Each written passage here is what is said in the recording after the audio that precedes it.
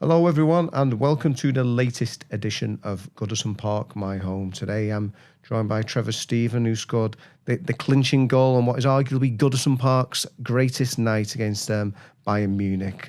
All that to come, but we're going to talk about your current role. Trevor, how are you first and foremost? I'm very well, thank you very much. A little bit tired and fatigued because we're going to talk about a new charity that I'm involved in. So yeah, it's been a bit of a full-on last few months, let's say.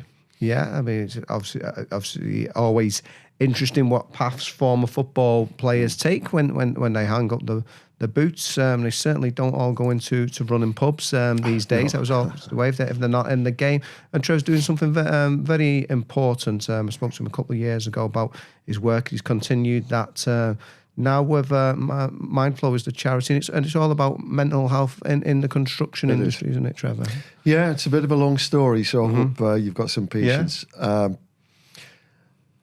You'll remember when Everton Howard's Way, the movie, was out. I met a guy during that called Phil Brown, who was actually born and bred in L4.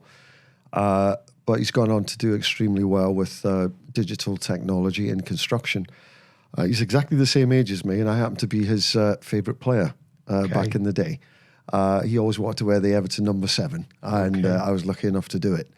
And Phil we got to know each other extremely well just through conversations. I was living abroad at the time, and he called me one afternoon and talked about listening to something on Radio 5 Live, which was jaw-dropping to him, and he didn't understand or realise that there was a crisis within the construction industry.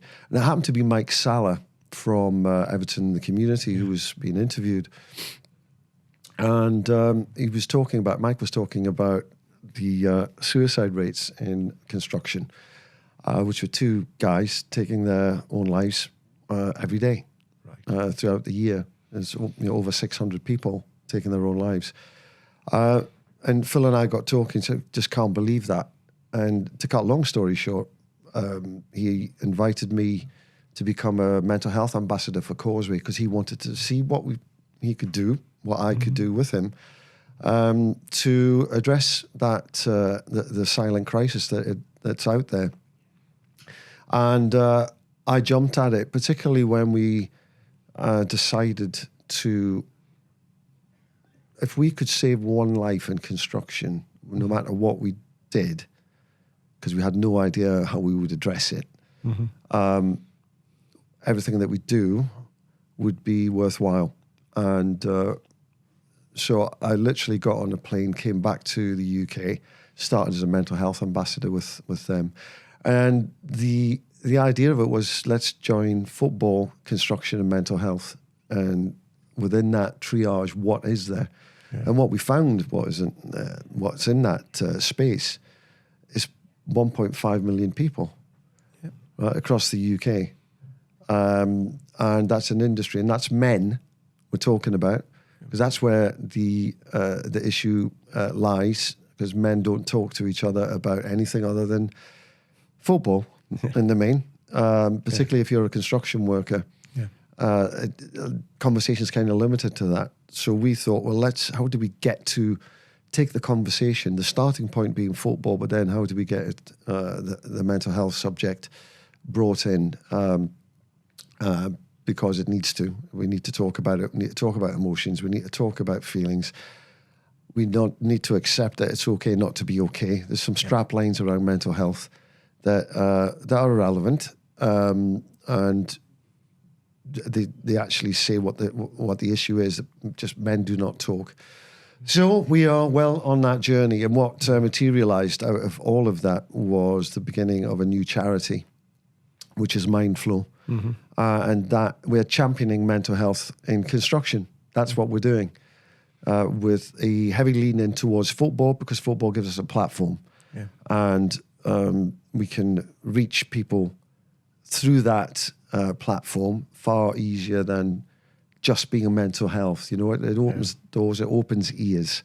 And I went on to many sites over the last couple of years, talking to people, not about me as a footballer. I've started as a footballer, but then sort of derobe and just talk about being a guy, being a man, and the ups and downs of life. And really it's about shared experiences and getting their ear and getting them just to think about looking out for each other a little bit better, be a little bit kinder, be a little bit more patient, stop the judgment, stop assuming so much about the guy next to you, because no one knows. You know, we all wear a mask in general. We're not who sometimes others think that we are, and we could be hiding a lot of challenges and burdens. So that's the whole principle of it. We launched in the National Football Museum in Manchester. It was a brilliant venue to do this. 120 people or so in the audience, and I presented to them what we were trying to do. And within the charity, we have a charter. It's called the Mindflow Charter. And on the other side, we have talk football, talk mental health sessions, which are ex-players going on sites and talking about their own lives. Okay. Right, to a bunch of guys who are in their PPE, variety of ages, variety of very diverse, let's say, audiences, and just talk it through. Encourage people to take support, because there is support out there. And if we can get them to take that first step, that's a win. Right, that's a win. And can we start to address the numbers of guys taking their own lives in the industry? So that's where we are. So there's that. The charter will set principles about mental health on construction sites, where we would like to be followed and adopted. On the other side, so that's kind of from the top up, the top down, and from the bottom up is actually face-to-face sessions. So we're starting in the Northwest, and we will be starting those at the end of April, beginning of May. So we look forward to getting that up and running. So that is what I do now. And I tell you, it's one of those things. I was playing football. You had great purpose. You were young and purposeful, and you wanted to win football matches, and you wanted to have the best career that you could have, and you wanted to play well for the fans, etc. And that gave you real purpose. But since then, I only picked this up when I was in my mid-50s. I'm 61-year-old now. And, I'm out there and I'm talking about it. I'm going to be talking tonight down in the Liver buildings. There's a function on. I'm going to talk about what we're doing. And this has given me purpose in life again. Do you know? Re-energized. As I say, fundamentally, giving me a direction, a target and a goal. And we hope to spread what I'm doing beyond the Northwest, up and down the country, get football involved, football clubs involved, opening their doors to people, particularly in construction, because it is vastly different to any other industry. It's 4 times more likely that you take your own life in construction than you do in anything else. So it's just obvious it's out there. And to join the dots between football and construction and mental health makes a lot of sense. So that is what I do these days. And you talk about, obviously, it gives you a purpose again. And in terms of a challenge, I imagine it's very different than the football, but should be really rewarding when you see the benefits that you're able to bring to people's lives. Yes, but you're pushing against an open door, because people suffer in silence, right? And whenever I go into a gathering on site and 30, 40 guys, I say to them, I'm walking in here and I look at you guys, and I don't know if none of you have a mental health problem or all of you do. And there lies the problem. Unless we communicate it, we ain't going to know. And football has changed. The industry of football has changed. If we look at all of the players who have been brave enough and courageous enough to talk about their mental health in the public eye, then that should be applauded and encouraged, and it is in football. In construction, it's not. It's still a macho environment, survival of the fittest. It really is a difficult place to be. It is where football was 20 years ago. Okay. And now that football has changed, well, it makes sense to try and further open that door using the lever of football. And that's a passion that these people have. They're It's in their DNA. They follow their club and they follow their club for life. It's probably one of the longest relationships they'll ever have in their lives with their football team. So what can we do? How can we get people confident to talk and seek help when needed? Yeah. Has the response been generally positive then? Unbelievably so. Yeah. Unbelievably so. From whether it's in construction as an industry, whether it's from individuals, whether it's from local councils. Mm-hmm. Local councils are going to have a big part to play in this because they have autonomy to put in requirements through their tendering and procurement that you've got to follow the charter. Yeah. So business cannot no longer ignore it. Mm-hmm. So it sets a standard, a common standard of mental health provision on sites. And that's what we're doing with Mindflow.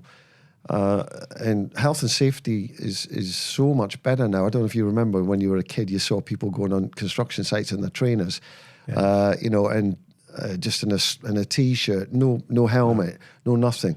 And now you can't get anywhere near a site unless you've got the full PPE.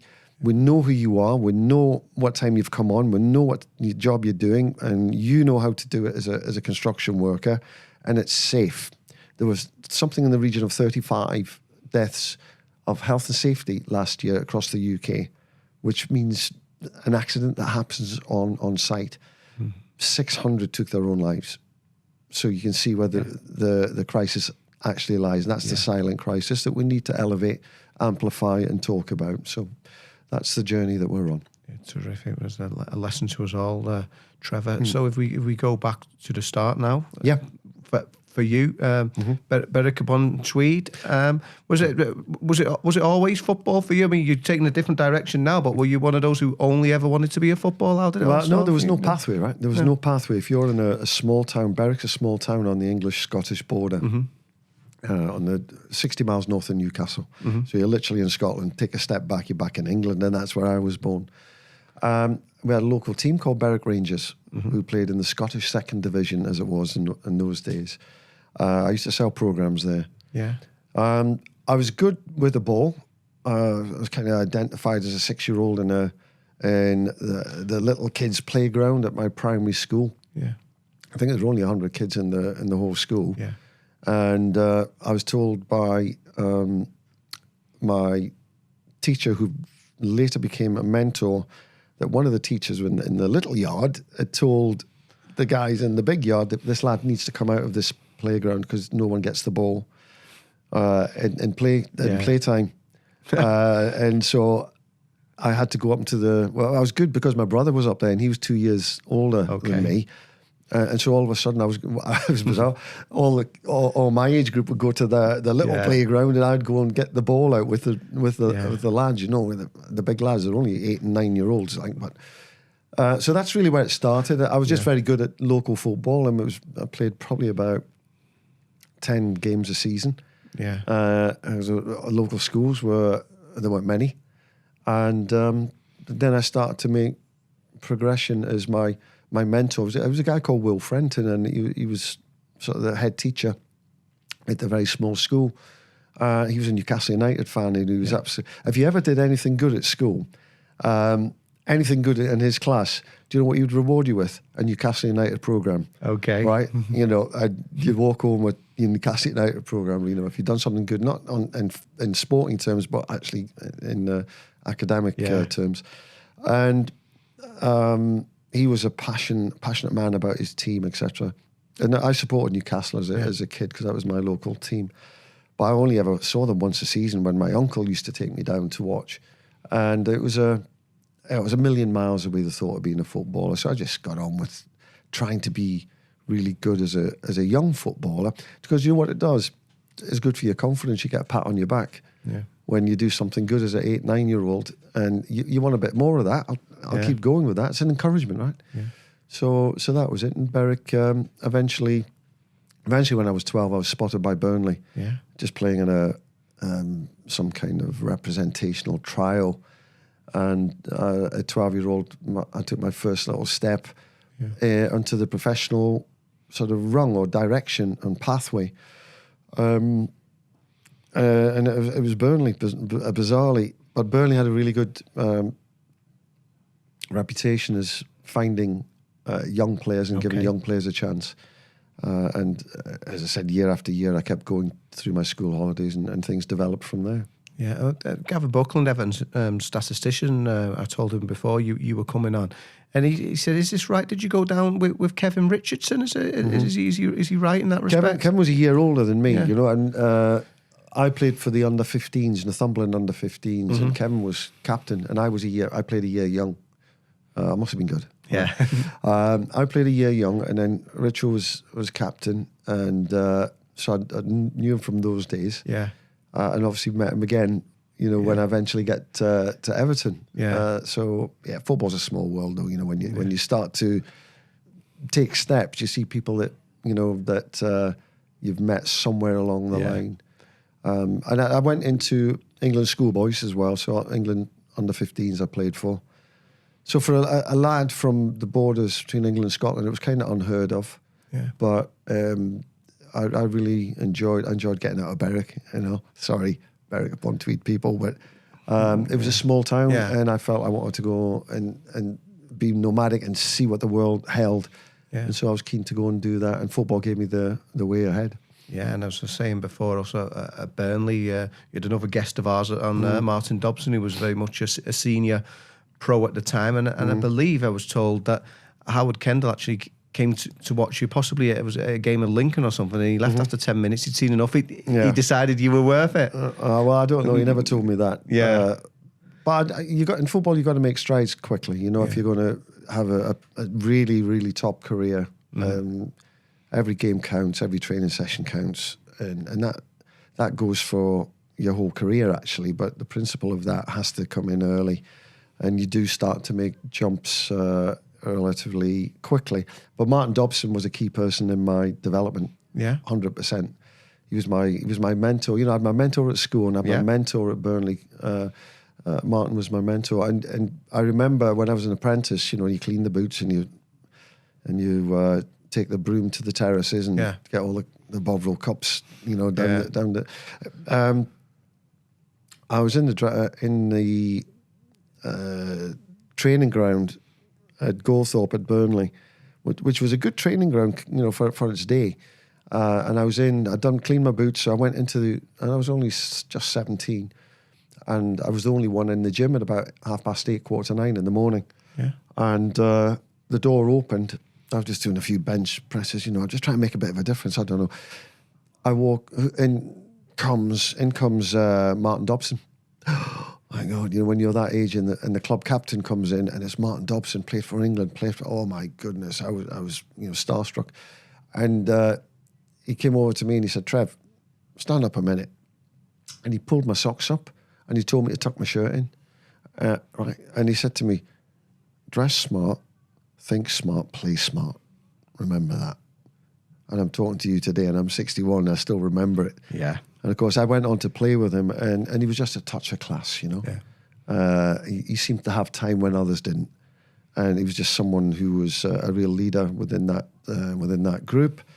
And I benefited from his leadership, and it was relatively short. I played 2 full seasons, I think, with Martin at Burnley before Howard Kendall came knocking. Yeah, you talk about a big step up and seeing the world. I mean, there's one thing going from Berwick to Burnley, but then after you did the move to Everton, just what was that like? Because you're still a very young man at the time. Yeah, I was. I was 19. Yeah. We'd had a brilliant year at Burnley in the cup competitions. We got to the semi-final of the Milk Cup, and actually Liverpool knocked us out. But on the way, we beat Tottenham 4-1 at White Hart Lane. So it was a bit of a funny old season, but we got relegated. Yeah. John Bond came in, and then the time was now for them to capitalise on any assets that they had, and I was probably their biggest asset. And I was told not to go anywhere at the end of the season. I had to wait in my digs. Right. I was living in digs, around from Turf Moor. And I was told to go and see John Bond. John Bond said, "Don't want to sell you, but never mind, you're going. You're meeting Howard Kendall tonight at the Tickle Trout on the M6. Okay. Right. And off I went at 6 o'clock, got there, completely nervous, anxious, don't know what my future holds. Yeah. And I'm going to see Howard Kendall, the legend that is. And that meeting took place. And the following morning, I was at Goodison. He took me to Goodison Park first, and this is where it all started, because he took me into the dressing room, and then it was summer, right? So even the goalposts weren't up, but the grass was growing, and you could smell it, right? And you looked around from the Gladys Street, the Bullens Road, and you looked at the main stand, and you're going, oh my goodness, I'm not worthy, you know? You really think, am I up to this?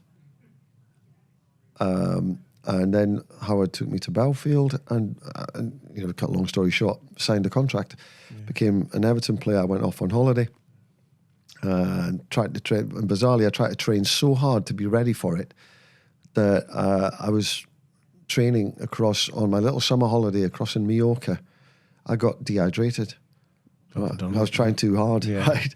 I got dehydrated, got really ill. So when I turned up for training at Everton on the first day, I was actually half a stone under what I should be. Right. And that didn't help me in the first few days. But that first time going to Goodison Park, the deal was done. I didn't care what he was going to offer me. It was going to be better than what I was getting at Burnley, that was for sure. Yeah. Which it was. And I signed. But Howard knew that Goodison got the magic dust. Yeah. And the deal was already signed and sealed by the time we got to Belfield, really. Yeah, and it was a young team, and you're all about to take off, because that was the season that they went on to end the trophy drought with the FA Cup. I mean, FC, it was your cross as well in the final against Watford. Andy Gray's. I call it goal. Pinpoint. Yeah. And he calls it a shambles of a cross that he made the best of. Right? Okay. All right. So we still laugh about it now. Yeah. So useless cross.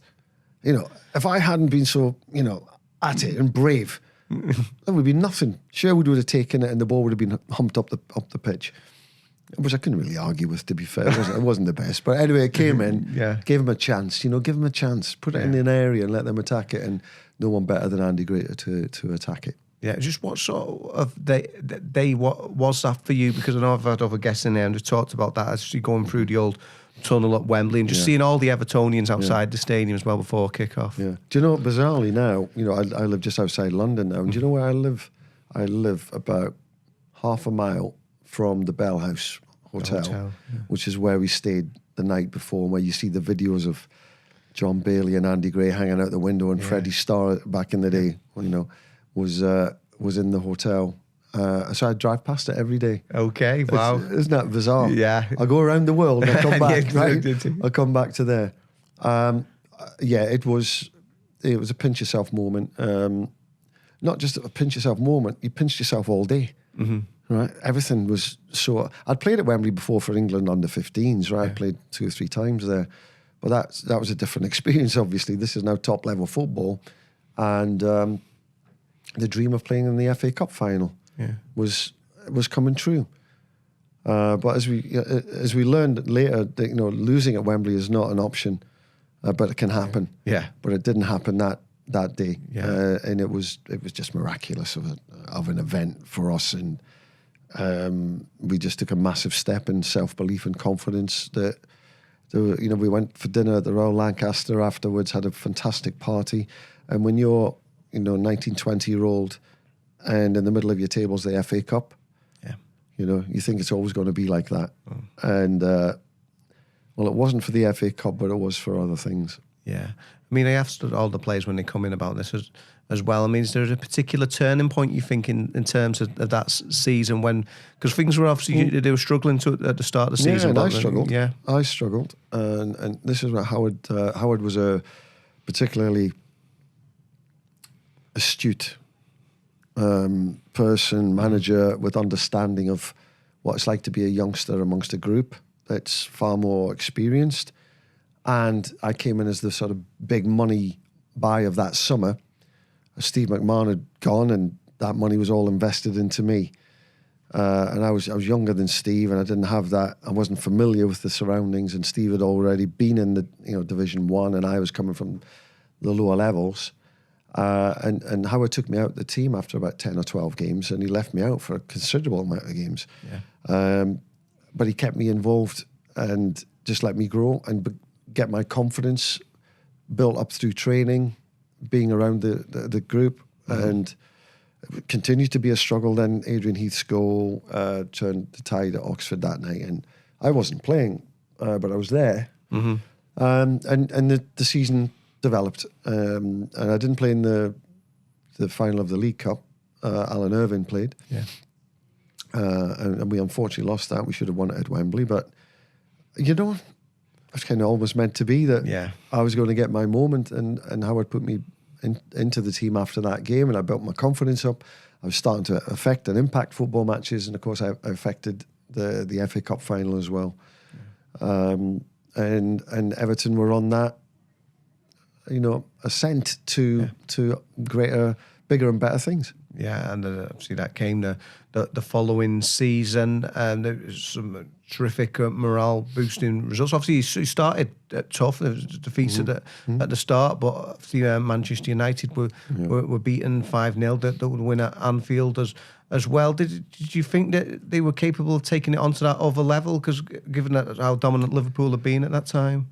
We took it game by game, really, but would be the winning mentality. The winning mentality was at Wembley in the FA Cup. If we can win that, we can do not anything you want, but if we apply ourselves, we're a really good football team, and it got better. We signed Paul Bracewell as well, of course, and that was a key component to just making a super balanced team, and we had a small squad, but we had a squad that Howard kept motivated, kept everybody on their toes. We developed into a really, really team with great belief, a powerful team, a effective team, a balanced team. Hopefully people will look back on us, a great team to watch. When it went well for us, we were unstoppable. But if we were having a tough afternoon, we didn't get beat. We made sure we didn't get beat. And that season, and again, the win at Liverpool, the Sharpies goal was a key moment where self-belief was reinforced that day. Yeah. And you talk about key moments, and another one, you got an important goal in that win at White Hart Lane, 2-1. I mean, at the time, Tottenham was still, I know you ended up winning the league by a record number of points, but at the time, that was almost seems like a title decider, so that must have been a really big one. Yeah, it was. It was a great night. Yeah. Understatement of the year, really. It was a great night. The build-up, we knew that was massive. Yeah. We knew it, and but we tried to treat it like just any other game. But we were so professional by then. We were so strong as a group of players that we believed that we could win every game, and we expected to win every game. That was a particularly tough one because, as you said, the destination of the championship trophy was riding on that game. Everybody felt that, and to come away with the victory, and for me to have that opportunity to score the goal, the second goal. I mean, Andy Gray's first goal was phenomenal with his right foot, incredible. And then for me just to nick in and have that opportunity, Ray Clements round him, pop the ball in. It was a magical moment, honestly. I love the photograph that goes around with my arms aloft from the back, number 7, and the lads coming to me. Right, it actually depicts, I think, what Everton was right at that moment. Yeah, it was we were so together and so strong, and we came away from there absolutely ready for the run-in. Yeah. And we went on to clinch a title. Yeah, and obviously you got mentioned Nev that night because obviously Tottenham pulled one back. And he was Neville's. Come on, I mean, how many? What can you say about Neville? He was the difference for us in many ways. Everybody had a part to play in it. Do you know what? I think if you ask any of the players that were involved then, they're all entitled to say, without me, we might not have won the league. That everybody had a part to play, and a key part, and no more so than Neville Southall.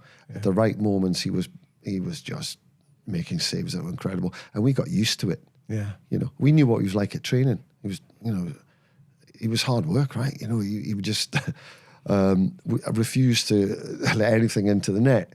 And, if anybody did chip him or curled it around him, he was like chasing you around the training ground, It was, it almost like put you off putting the ball in the net sometimes. But he was out on his own as the best goalkeeper of the time. Yeah. And you know what? I think he would still be right up there in the modern game, if not the best. I don't know, but probably still the best. The game's changed, of course, for goalkeepers. It's all about on the feet. And tell you what, he had great feet as well. To be quite honest with you, I think he would have been made for today's football. Yeah, and obviously we're going to go on to that game at Goodison, but I just wanted to speak to you about the Sunderland one as well, because that's another one where he's talking about that balance and at the PK powers and just that everything clicked for him. And did you go behind as well? That day, we went behind. Was it? Yeah, Wallace, I think it scored. Not quite sure. But ended up 4-1, was it? It ended up 4-1. Sunny afternoon at Goodison, nothing better, And by that time, the momentum was so strong that the crowd were up for it, right? Yeah. And there's an expectation of performance as well from ourselves, but also from the crowd. And going 1-0 behind was a bit of a shock, but we're going to win this. Yeah. I was lucky enough to have the opportunity to score that goal. Bailey knocks it up. It's headed down, Reed's header to Bracewell's volley to me. I knew Nicky Pickering from England schoolboys. Okay. He didn't actually make the under-15s, but I knew him from the trials. And Nicky was like very much an athlete. Okay. And I just sort of teased him in. Okay. Teased him in. There's a massive space behind him. If I knock it into that space, I can get my touch right and get across him. There's no way he's going to get back. I don't know what will happen after that, but I did knock it through into the space because I knew it was there. And then before I knew it, I think it was only from my first touch, it was only 3 touches and all. Yeah. The first one, the second one onto my left foot, and the third one into the roof of the net. Yeah. And it was just you couldn't hope for a better goal. It would have been better if it was in the other end, right? But it wasn't in the Gladys Street end. But it was still a magnificent moment for myself. Yeah. And I think Paul Bracewell and I are still dining out on it. Well, talking about goals at the Gladys Street end then, of course, Bayern Munich. I mean, it's widely regarded as the greatest night ever at Goodison. Would you just tell it was going to be something special before kick-off, though, with the noise and just the atmosphere around the ground? Yeah, I mean, it started really with us going out to Munich. Yeah. And we had a shortage of players up front, so I think I played up front with Sharpie. And Howard just came to me. I think Andy had failed a fitness test or whatever, and Howard came to me and said, "Well, go up front and do what you can." I did what I can, which was basically run around and barely touch the ball. Okay. But what we did is we closed them down. We made it difficult for them. And we came away with a 0-0 from, that atmosphere. I don't know how many were in the stadium, 65,000 or 70,000 or whatever it was in the old Olympic Stadium. That 0-0 was massive. Then it brought us to Goodison Park on a night we'd never experienced before. Coming out, I think it was the George Hotel or something we were staying in. Is it St. George's or the George Hotel in the middle of town? Yeah. Getting on the bus there, and it was fans from there all the way up to Goodison, people walking to the game, and the bus had to go slowly because of the traffic and because of the amount of people that were wishing us well on the way to this momentous evening. And of course the atmosphere was you couldn't hear yourself think. And it was going to be a tough game, and I found it tough to get into it. I really did, because it wasn't one of those games where you had any time whatsoever. It was really sort of face-to-face combat all over the field. And we had the players to deal with that. Yeah. It's not my game, really, So I did, again, what I could, but I got my opportunity, got my moment. And it was just a karma, wasn't it? It was just everybody could breathe again because the tension was so much. We'd come back from 1-0 down and got the 2 goals from Gary Stevens' throw-ins. And momentum changed. We're kicking in towards the Gladys Street, and Howard told us that the Gladys Street will suck the ball into the net, and they did. They helped us, particularly with those 2 first goals. But that third goal, when I had the chance to, run towards the Gladys Street in space, which was quickly getting smaller and smaller and smaller as the big yellow shirted keeper comes out, and the defenders coming across, and I knew it was one of those split second things that I just pushed the ball a little bit to the right just to draw the keeper to the left hand side slightly, and then just find the bottom corner. But I couldn't have hit it any sweeter. No. I really couldn't have hit it any sweeter, and it's split second stuff. Yeah. It could have gone anywhere, I'll be honest with you, right? But it went perfectly where I was hoping that it would. And I'll forever remember the Jägermeister banner right behind it where the ball hits the net, Yeah. So I've had a couple of Jägermeister on here's to you on the back of that goal. And honestly, it was never matched by anything that I ever did. I played a World Cup semi-final, but that was different. This was just something that we'd worked towards over the season and over the previous season, and it was a culmination of everything, all the daily training sessions we'd put in, all the things that we'd gone through. That moment was incredible, and to share it with the fans on that night and the way that it played out, it could never be repeated. And it was just the semi-final. Yeah. But it was more than the semi-final. It was the final before the final, wasn't it? Yeah. And did you actually have much time to think about it? I know I've asked Howard Kendall's son Simon about this. He was only a young boy at the time. Mm-hmm. And he remembers seeing you go through, and he knew he was going to miss it because everyone was stood up, and he knew he wasn't going to say it. So he just sat in his seat and went like that and wait for the roar. So he knew you were going to score, but he knew he wasn't going to see it. So he just sat down and put his ears on his hands. He told me, and just waited for the roar because he knew it was coming. But it's interesting how you can 40 years on, you can still sort of recall these stories to me, these moments. Did you remember? Did you have much thinking time? Because that's often a problem one-on-one like that. If you have too much thinking time, you can overthink it. No, well, from the start, right, when Paul Bracewell robs the Bayern player on the left flank in our half, and then the ball runs into Kevin Sheedy, and Kevin Sheedy seemed to take an age. But I knew what Kevin was like. I knew he's going to wait for something. Yeah. And the crowd was shouting "man on" as one of their players was getting close. And then he just accelerated a little bit more, and then all of a sudden he had that split second, and with his laces, he knocks the ball with that left foot that he's got or had into a perfect space for Andy to run onto. And Andy would never broke the lines really. He wasn't that kind of player, but made a fantastic, curved run into the space. She'd saw it, and I had time to look at all of this play out. Right, so that was the element. So, and I just curved my run. I thought if Andy has seen me in the corner of his eye, which would have been behind him there, if he's seen me, and he had seen me, I didn't think he had, and he swiveled and knocks the ball into his space, which was perfectly placed for me not to have to break stride and to take the ball forward with one touch and then finish it.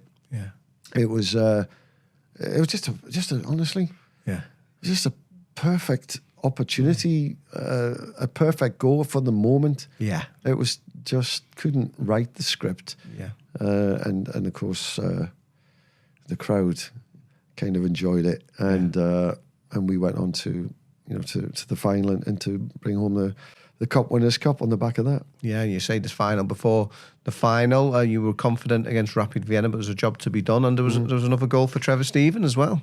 Yeah, it was a. I scored in the semi-final, scored in the final. Again, it was comic, not comic book stuff, but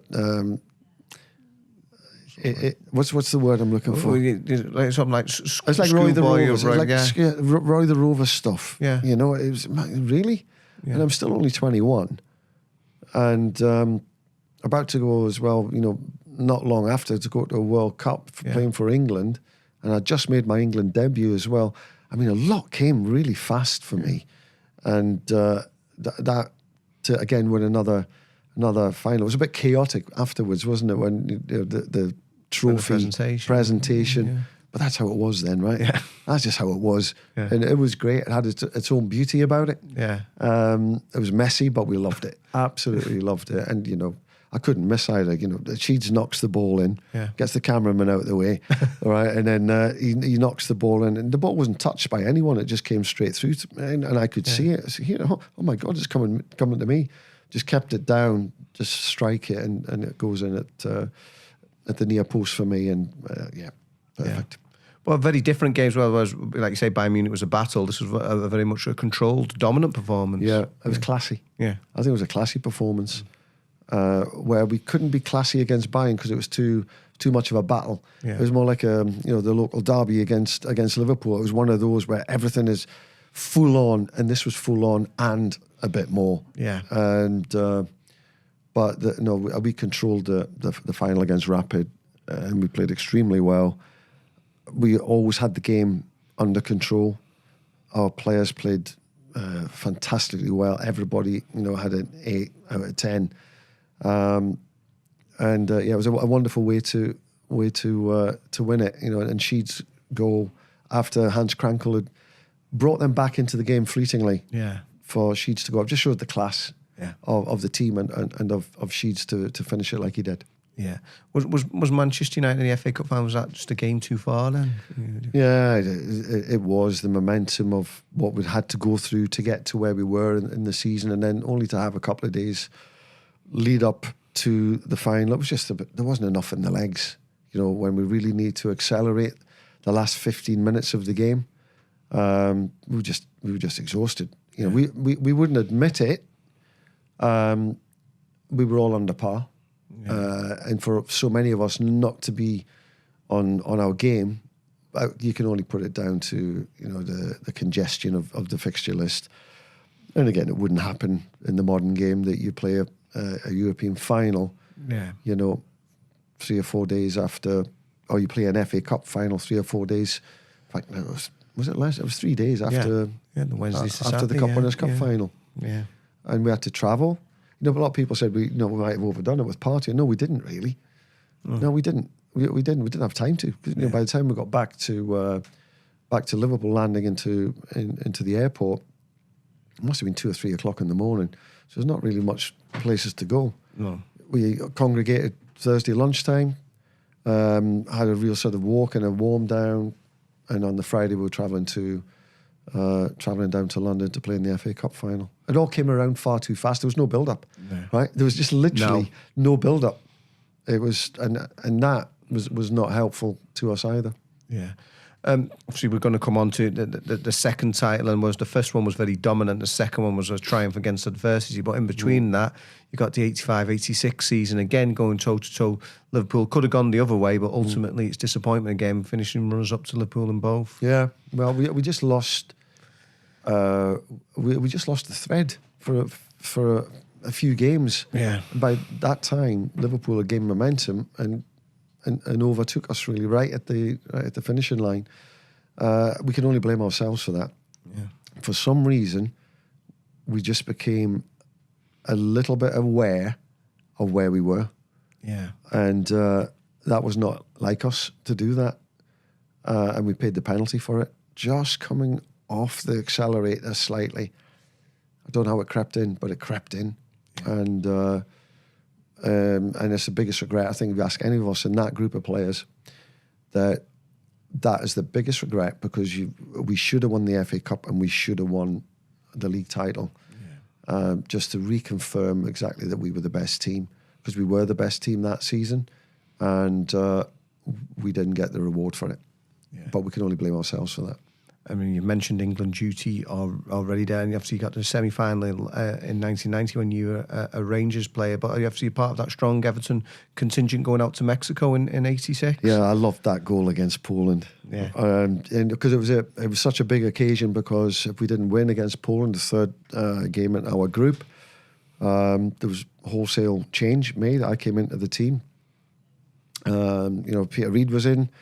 And obviously Gary Stevens was in the side anyway, and Gary Lineker was up front, and that third goal was made in Everton. Yeah, from Lineker to myself to Gary Stevens back to Lineker goal. Right, it was And the commentator, I don't know who it was commentating that day, but it was, he said it in commentary that it was a goal made in Everton. Yeah. And it turned our World Cup round. Yeah. Beating Poland, then we went on to Paraguay, and then we went obviously on to the quarterfinals against Maradona and the Hand of God game. Yeah. So, yeah, I mean, that was, I look back on it now to play in that game. Yeah. And then to play 4 years later in the semi-final, you know, from a little lad from Berwick, you know, from where we started, which was only, you know, what was I, 21, 22? Yeah. All of these things, 25, 26 when I played in 1990. But I was ticking a lot of boxes. Yeah. Just not getting that international success that we would have liked or should have had with a little bit more belief. Yeah. And see, was that disappointment of finishing runners-up to Liverpool in both of them, was that part of the spur for 86, 87? Because you mean, like, so many setbacks with the injuries to a lot of the players, and then just to come back from that and finish champions again, was that in many ways, I don't say more satisfying, but because it was a different kind of challenge. Yeah, a completely different challenge. I don't think any of us look back on it that were involved in the 85 win. It doesn't even compare to that, because that was an extreme, the quality that or the level that we got to as a team, that had come undone somewhat by the time we got to 86, 87, and new faces had to come in. The landscape of English football was changing because that was now 2 years out of Europe. Yeah. Everything was in a little bit shambolic around the English game, but we ground it out. Howard made some great acquisitions. You know, again, not spending much money, but we got people who were hungry to win, and I find that I've got great satisfaction in winning it. A great satisfaction also in being the top scorer during that season. However, you know, it was so different from before, because in 84 to 85, I scored 16 goals, I think, in all competitions. But when it went to 86, 87, I scored 14, but 9 were penalties. Yeah. You know, so tells you it was a completely different experience on how we won football matches. But we did. Yeah. And we won it again. And I'm delighted. I'm delighted with that, because, you know, you win it once, it could have been a fluke, but we won it twice. Yeah. And should have won it the year before as well. We should have had a hat-trick of league titles, but we didn't quite get that. Yeah, I was going to ask you about the penalties. I mean, at the time, you'd actually scored more penalties for Everton than anyone else. Since been, I think Leighton Baines is at number 1 now. Yeah, but in that's again, it's the mental side of the game. Did you always relish stepping up then, taking from the spot? Well, I got the job by others missing, right? Okay. It wasn't that Howard Kendall thought I was going to be brilliant at the penalties. But I remember the day they actually asked me, well, it was after a training session, well, he was in the shower and I was in the shower. Bizarre conversation to have in the shower, you know, I'm just trying, you know, as the manager or whatever. And he goes, he said, Trev, do you fancy penalties on Saturday? I said, you don't say no, do you? I mean, you know, no, not for me. You know, you don't say that, do you? Oh, yeah, of course, yeah. And I went home, I had 3 sleepless nights before I got to the Saturday. I don't know if I took a penalty the first Saturday, I can't remember. But I had a routine for taking penalties. Yeah. Just get to the ball as fast as you can and kick it, right? And don't change your mind. Okay. You know, and you score 1 and you score 2, you build up some confidence. I don't know how many I got. I think I was 27 or 28, and missed about 3 or 4. I was all right. I was good penalties, but do you know what? Everton was the only team that I took penalties for. Okay. Never ever took them again in my life. Right. No one else just try all them. Well, no, other people were claiming them. Yeah. You know, centre forwards normally claim them, don't you? Because you know they're relatively easy to score. Yeah. But they can be difficult to score as well. Yeah. And the last day of the season, I think it was against Luton. Mm-hmm. I scored 2 penalties in 86, 87 to take me into the Everton's top scorer. Yeah. So thank you to penalties, basically. Yeah. I mean, you in time move on yourself, but how much of a shock was it when Howard went, and given that he was also the man to bring you to the club, how did you feel at that time? Well, it was a watershed moment, really. I think again, was difficult because of the state of the national game, in England. No European football. Howard wanted to go and experience that. I think we all did. I thought, we're reigning champions. I want to stay, and I did. I wanted to stay, but the transition wasn't easy to go from Howard. Colin was a fantastic coach, and he had given it a really good go at management. But he had to make changes. The squad had to go into the market and buy. Whereas Howard was only, he was only tinkering with the squad a little bit. A lot more onus fell on Colin to go and have to change, and that was tough. And we just never got that rhythm going. Yeah. It looked like we did sometimes, but we couldn't sustain it. I think everybody's form dipped somewhat, and I took the decision to leave in summer of '89. Yeah, because we were still not playing in Europe, and we had become less of a force, and I had opportunities to. And I was starting to, look towards at the end of my career, because I didn't know how long this European ban was going to last for. So I chose not to go to Manchester United, although Alex Ferguson interviewed me. I chose not to go, and I chose to go to Rangers because they had half the England team. Yeah. And I am from almost that part of the world. Yeah. My middle name's McGregor, so I fit in quite well up in Scotland. And there was an opportunity for European football. Yeah. So I took that opportunity. And at the time, Rangers were the biggest football club in the UK. Yeah. And you got to make decisions at times. And I thought that was the best decision for me. I wanted to experience more, and I wanted to try and win more. And I just didn't feel at the time we were going to be capable of winning. Sadly, that has been the case. Apart from '95, it has been the case for Everton as a club. Yeah, I was just going to ask you about that and elaborate that in a moment. But I just wanted to ask you, it's that final season at Everton, a couple of obviously pivotal matches there. The first one, the FA Cup semi-final, because obviously you beat Norwich City at Villa Park, and you're not fully aware at the time of what's going on 90 miles away at Hillsborough. I mean, it must have been a sort of an afternoon like no other, really. No, it was. That's just a horrible time, isn't it? I mean, that doesn't even do it justice. It's just a terrible event. And of course, we were so ecstatic coming off the pitch, but it only lasted 5 minutes. And the reality of the situation, we got back up to Liverpool. We all got back home to our homes, put the news on, find out what has really happened there. I don't know. Personally, that final, I feel shouldn't have been played really.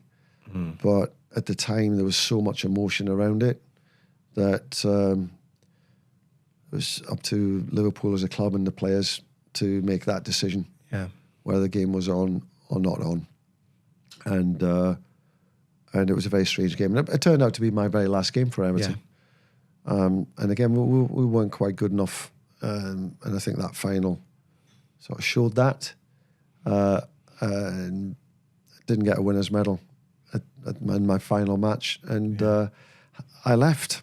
Yeah. And the story drew to a close at that point. Yeah, and I'm told actually it's something you've spoken about before in terms of the actual move to Rangers. After you wanted to remain professional, and Walter Smith and Graham Souness came down and didn't want to speak to them at Goodison. So I believe that possibly some negotiations take place in a back alley in West Derby. Well, you're letting the cat out the bag there, but it still happens today. Yeah, footballers get tapped up, but probably not in sort of face-to-face things that do happen. But it happened in those days. Yeah. But that was before the end of the season. Okay. But my mind wasn't made up. I still went to see, ideally, and one of the reasons, and this is very important, one of the reasons why I went to Rangers is that I could never ever see myself playing at Goodison Park for someone else. Okay.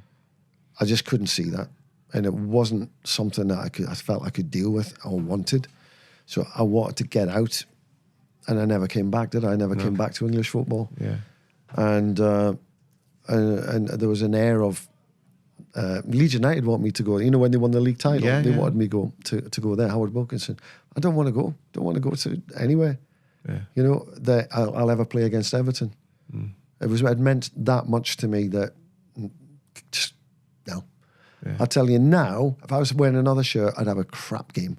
Okay. Right. Yeah. I would. Yeah. Do you know? Because this was my place. Yeah. You know, Goodison was my place, and so I never played there again. Was there any chance of you coming back possibly when Duncan Ferguson came down? No, and there was there? some things, you know, that I had to comment on what someone was saying, and I said, I don't know, no idea. Yeah. And that's all it was, really. And it came and went, you know. It was news one day and fish and chip papers, the next. As someone who has experienced Goodison at its very, I should say, her very best, the grand old lady. Yes. What are your feelings like right now as Everton prepare to leave the ground? Obviously, we're a generation on now from when you were playing. But I mean, if one thing about Goodison, it still looks the same. Yeah, it does. Yeah, it does. Although you know the park end is different. You know. Yeah, you still get the same feelings. There's so many memories, you know, where you parked in the car park, you know, how you used to get in and going through across the pitch. I don't know if they still do that. Yeah, they do, yeah. All players come in coaches now, don't they? They come in the coach. They do, but they do cross the pitch as well, yeah. Yeah, well, all those were things that were just... and you think about it, Howard always used to say, 3 o'clock kick-off, get there for 2, in the dressing room for 2. Yeah. You could be stuck in traffic on any road, right? And you would set off. I set off from my house just outside Southport, and drive down and just make sure that you get into the dressing room and across the pitch. Sometimes you had to run across the pitch because it was getting a bit late. The way we prepared is in those days is so different. But Goodison, you know, Gladys Street is still there. Excuse me. But I missed the terracing. Yeah. Right.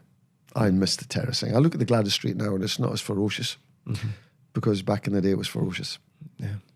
And that was because people were like shoulder to shoulder. You could just see the tops of heads, right? Yeah. And there was something magical about that, something beautiful about it. Not perfect, safe or ideal in health and safety grounds, but what an atmosphere. What it lent itself to electricity, and no better night than the Bayern Munich game to show what it was like at its extreme. Yeah. But we had many other games that were brilliant, particularly the Man United 5-0. That was a fantastic atmosphere as well. But it's just, you know, and you know, you ask ex-players from other clubs, where did they hate playing? I loved it, but hated it at the same time. Yeah. Goodison Park. You know, and that you have to ask them why. It was just intimidating. Yeah. Just really was. Which takes us finally onto the new stadium, because you mentioned there about the standing, Trevor, and it will be there's a safe standing section in there. The south stand is going to be hopefully the blue wall of Evertonians. Everton got the opportunity to play in front of their biggest regular crowds in their club's history now, with a 53,000 capacity, and where it is. What are your thoughts on the new stadium? Well, I don't think they could have done a better job in where it's situated. The venue is spectacular. The design is iconic before it's even opened its doors. It's an addition to the skyline of Liverpool. Something I think very much to be proud of if you're an Evertonian. But we still need a team on the pitch. Yeah. It still is about getting the winning days back at the football club, and having that real competitive edge at the top end of the table. That's what we want, if we can get there. And that stadium, once we get to that level, is going to be second to none. It really is something else. And I've been in it, and it's jaw-dropping. I haven't seen it with the grass down yet. Okay. I'm sure that brings it all alive. Yeah. You know, that green and the blue. Yeah. But I'm looking forward to, you know, many a visit in the future, and just hope that David Moyes and the Everton team can improve on what they've done in the latter stages of this season, and take us a step forward to be really competitive. Terrific. Thank you so much, Trevor Steven. Thanks. Cheers, Trevor.